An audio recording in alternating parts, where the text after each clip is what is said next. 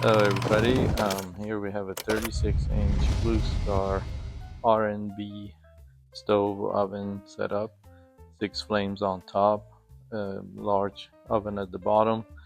The oven is no longer heating and it's not igniting. The problem has been traced down to the igniter. The igniter is a common igniter that's used on all other models as well. It's a simple replacement and we're going to go through doing this. We start by opening the door to the oven. There are 2 tabs that need to be pulled out. Using an Allen wrench, we will pull the tab out.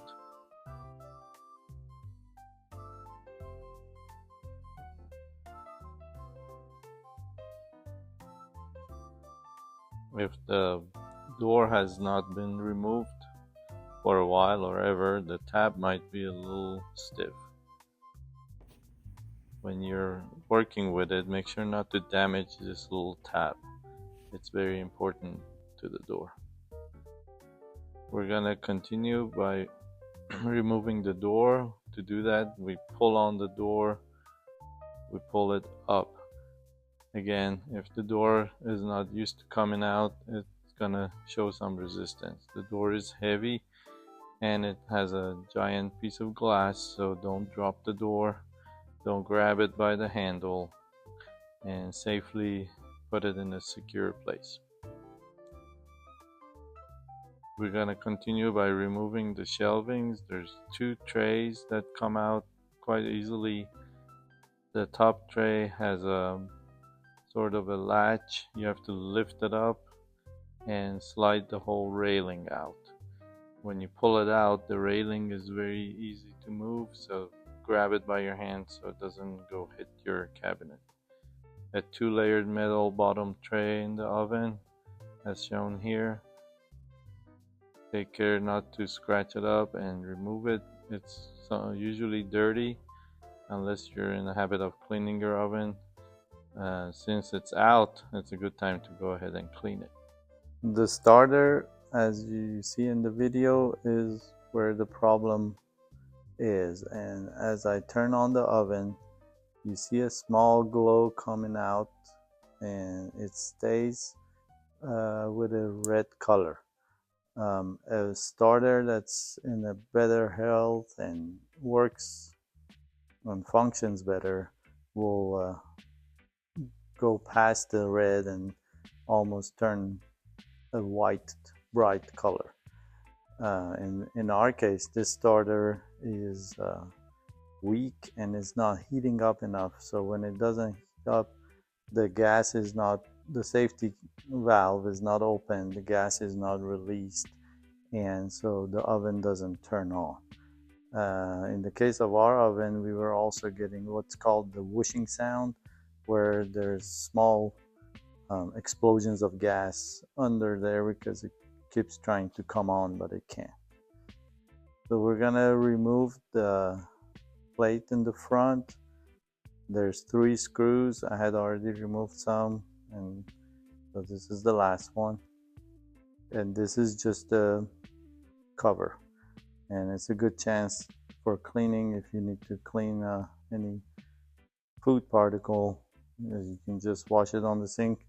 Just be careful with the metal, it's very sharp. Then there's a bumper behind the scenes, and it has about 6 screws. And I had removed some of them already, so I'm gonna remove the last 2, and that's what's gonna give you access to the wiring.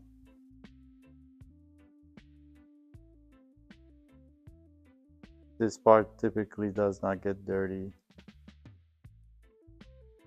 and we just put it to the side.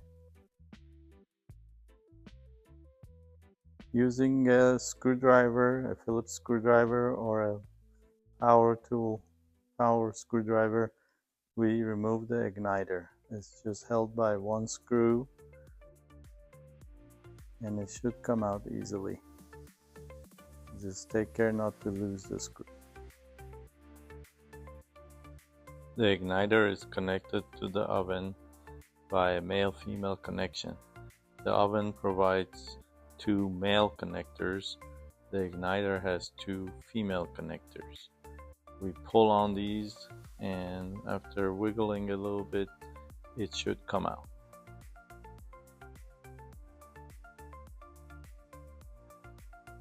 Looking at the old igniter, you can see that the old element is faded out, and other than that, everything is normal. The new element comes in a box, and it has a specific note saying not to touch the element. It's covered by some powder and probably not safe to touch. It comes with two ceramic wire knobs, and we'll put those to the side. We're going to end up using them. The igniter out of the box has a male and a female connector. So we're going to cut one of the male connectors on the new igniter and splice in a female connector from the old igniter that we removed.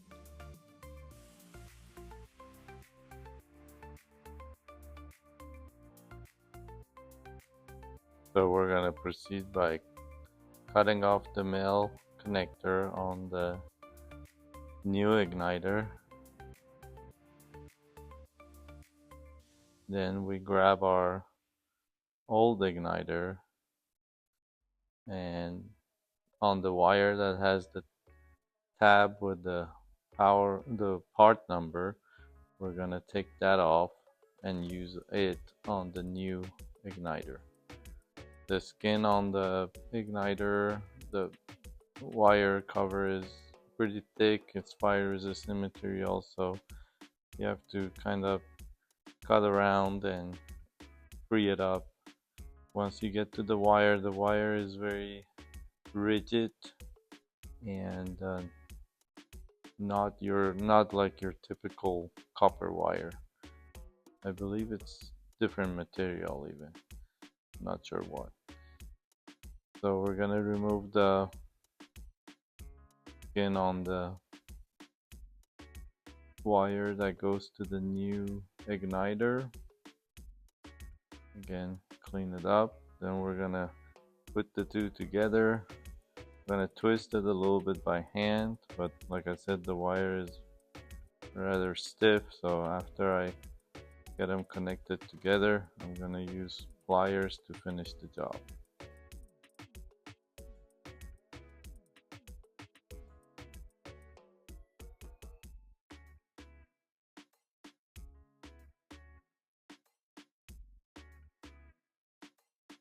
We use a ceramic wire nut that was provided in the box, and we cover the connection. There's no need for electrical tape, since that would just simply melt with the heat. I used the wire that had the part number just in case someday I need it.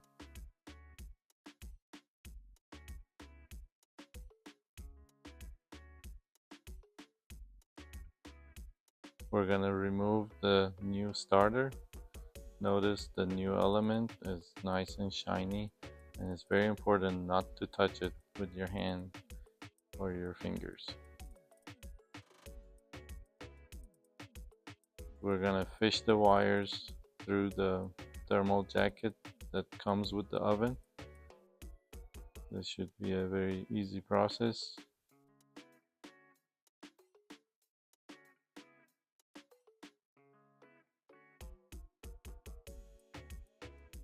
Move the igniter in position.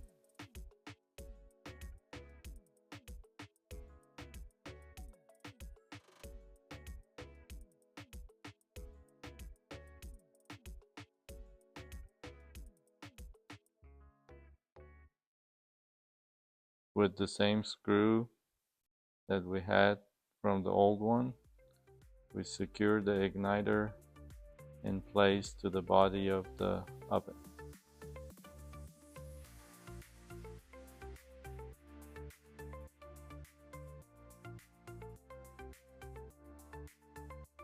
Once the screw is in, we make sure it's nice and secure, and we're gonna push back the tip of the wire protection blanket. We want it to protect the wire, but we don't want it to be so far up touching the igniter.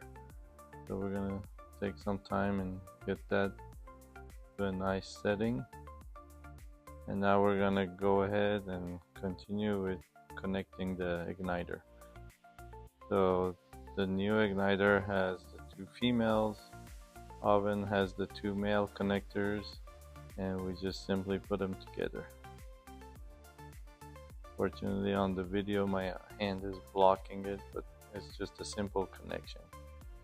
And remember that it doesn't matter what wire goes to what, it's the same. As far as the igniter goes, it doesn't matter which way the power is coming. So now we're gonna test the new igniter before we close everything up. As we turn the oven on, you see the igniter is gonna start first turning red and then gradually a brighter white color, and that's the color we want to achieve. And then the safety will open up, gas will be released, and the flame shoots out.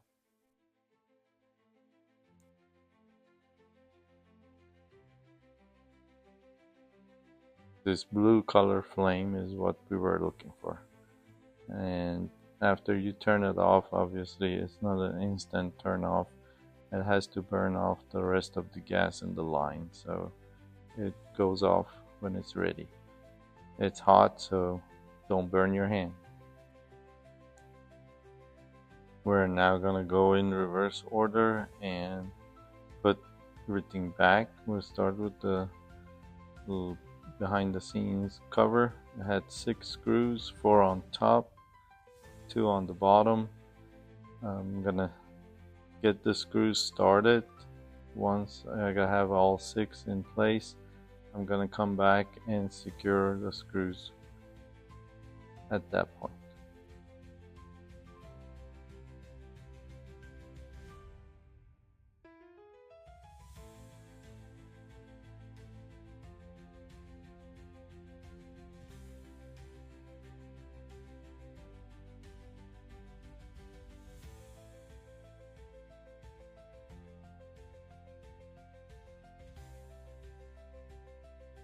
We tighten all the 6 screws, and once we're done with this part, we're gonna move to the front cover.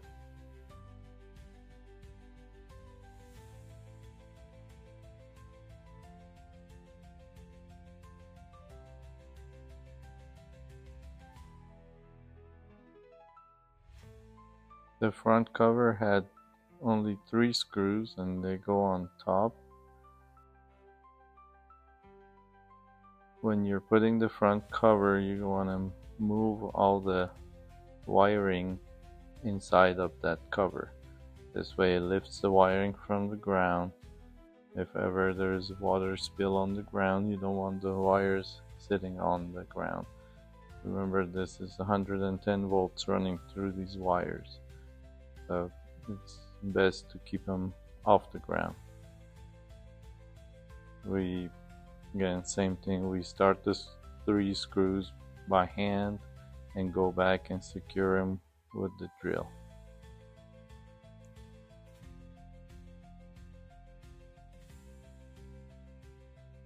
We put back the bottom metal tray.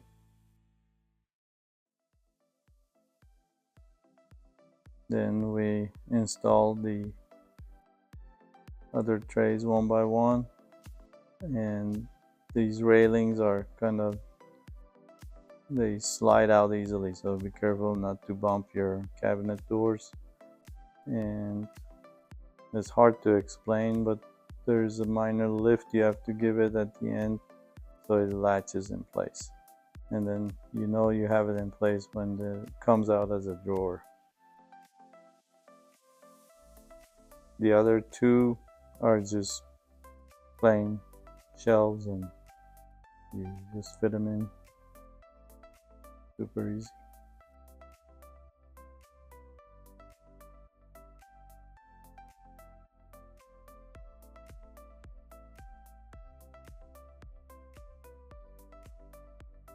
Now we have to get the door ready for reinstall. Using a wrench, pull on the hinge and lower the tab into position. That little groove, that little tongue that was sticking out needs to fall in the opening in the door. Do the same thing to the other side. Pull back on the hinge, lift up the tab, and get the hinge in position with the tab helping you.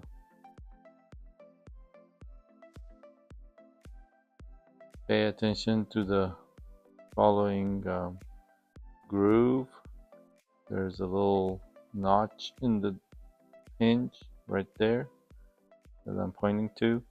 That needs to land on top of this metal bar that's inside the opening. So this is where we need to get that groove on top of that metal rod. Once the two are together and the door is pushed in, you simply close the door. Then when you open it, the latch snaps in place. Now the tabs that we've been working with, they need to be pushed back. So we're gonna push these in. Push them inward on both sides. I didn't show the other side. And once that's done, the door is in position and it's done. And that's it. You have replaced your igniter. If you liked the video, please like and subscribe, follow, share, and see us back for more videos.